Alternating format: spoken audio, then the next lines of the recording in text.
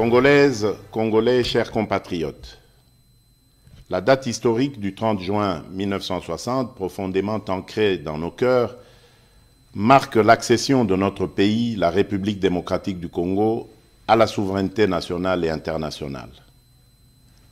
Aujourd'hui, encore 63 ans plus tard, nous célébrons avec grande fierté cet événement, non seulement pour honorer la lutte de notre liberté et de notre indépendance menée avec courage et détermination par les pères fondateurs de notre nation, mais aussi et surtout pour réitérer notre attachement à ce bien précieux qu'ils nous ont légué et que nous avons à notre tour le devoir de transmettre comme tel aux générations futures, et ce, en dépit de toutes les adversités d'où qu'elles viennent.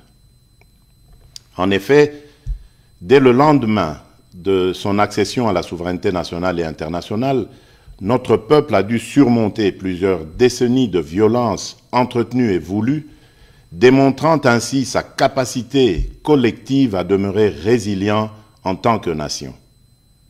Ceci pour dire que l'indépendance est irrévocablement une valeur fondamentale de notre nation. Elle nous garantit la capacité à façonner notre propre destinée.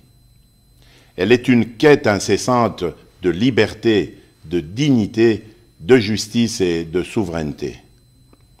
Elle constitue le socle de notre identité nationale, notre cohésion sociale, car elle nous permet de mettre en valeur notre culture, notre histoire et nos aspirations profondes.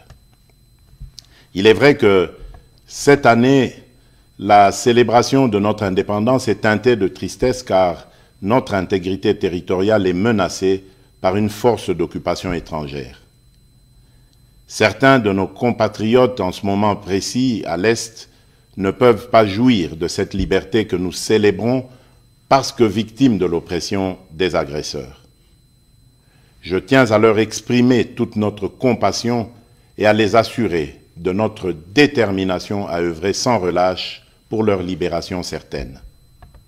C'est la raison pour laquelle nous ne cesserons de rendre un hommage mérité à nos pères de l'indépendance, dont la vision lumineuse et la lutte nous ont permis de devenir et de rester, depuis 63 ans, un peuple libre, en dépit de toutes ces adversités.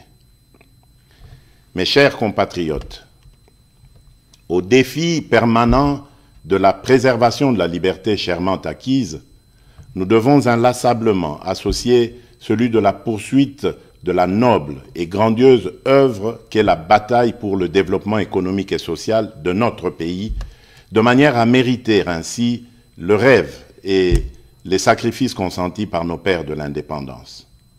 C'est seulement à cette condition que les générations futures pourront à leur tour être fiers de l'héritage que nous leur aurons légué.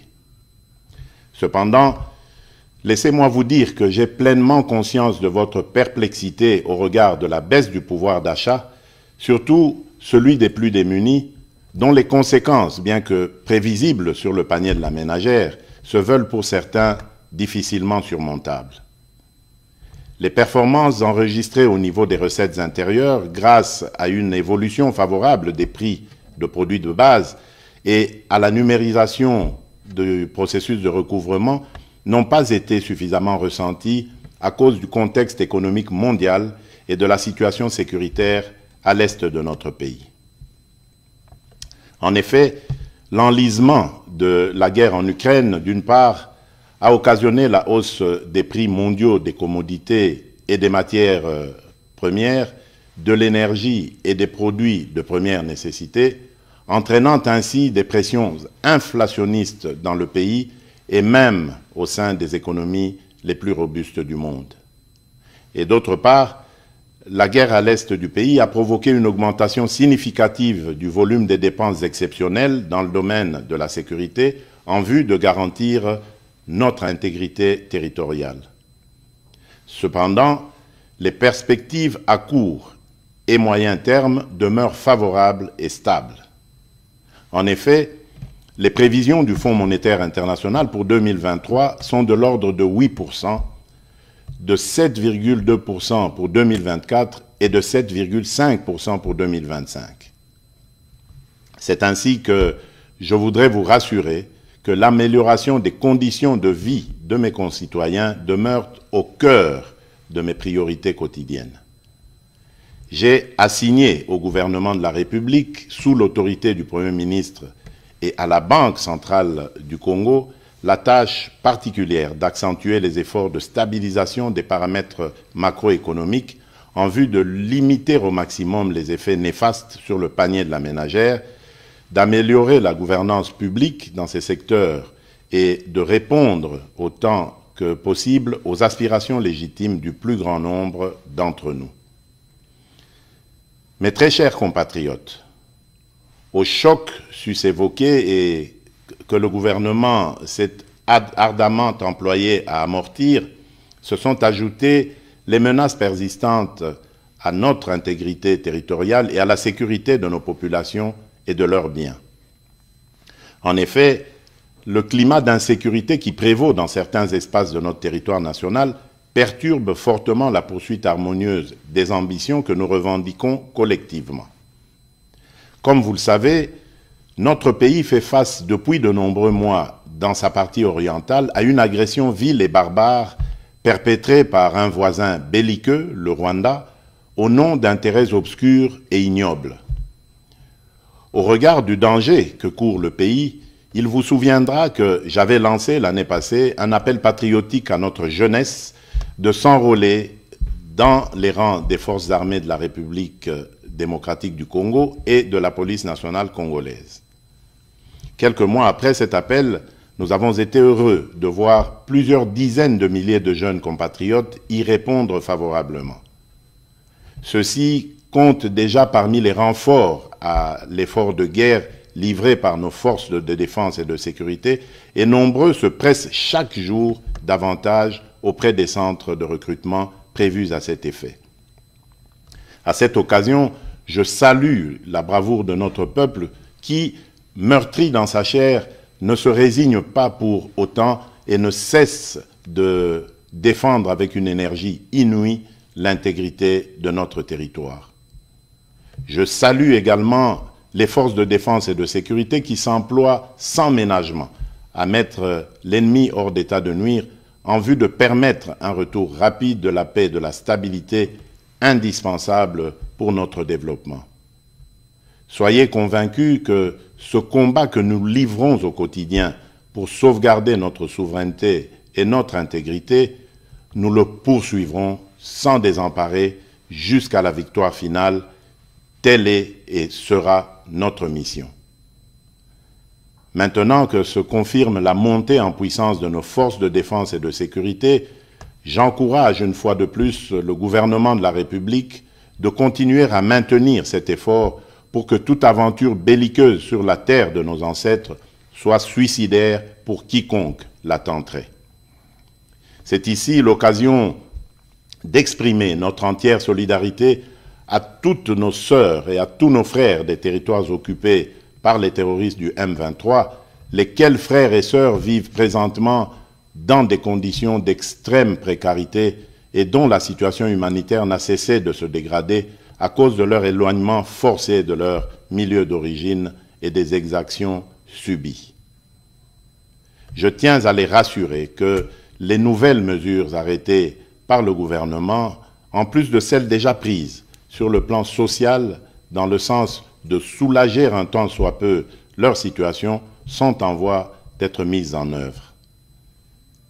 Mes très chers compatriotes, cette célébration de l'accession à la souveraineté nationale et internationale vient aussi interpeller, en cette année 2023, notre devenir comme nation et la perception de notre construction du vivre ensemble et de la cohésion nationale.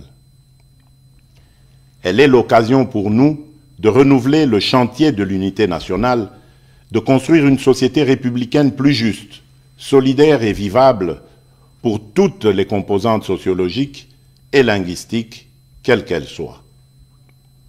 Le défi pour notre pays étant le dépassement des frontières ethniques, culturelles et linguistiques. Cela étant dit, je dénonce toute velléité tendant à opposer différentes communautés congolaises entre elles. Nous sommes un pays diversifié avec différentes cultures et langues. C'est en cela que réside tout le mystère de notre richesse en tant que peuple parmi tant d'autres sur cette planète. Nous devons célébrer cette diversité tout en travaillant ensemble pour l'atteinte de cet objectif commun qui est celui d'avancer notre pays dans l'unité et la cohésion nationale. Mes très chers compatriotes, l'année 2023 est aussi l'année des élections présidentielles, législatives, nationales et provinciales, mais aussi, pour la première fois, celle des élections locales.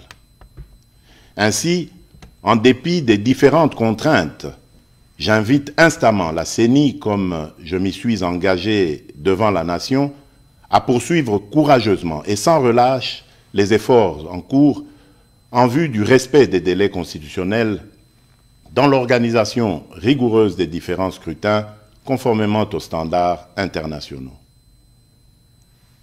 Au regard de l'évolution à ce jour des opérations électorales effectuées sur l'ensemble du pays, je félicite la CENI pour cette première partie du travail abattu dans le respect de sa feuille de route.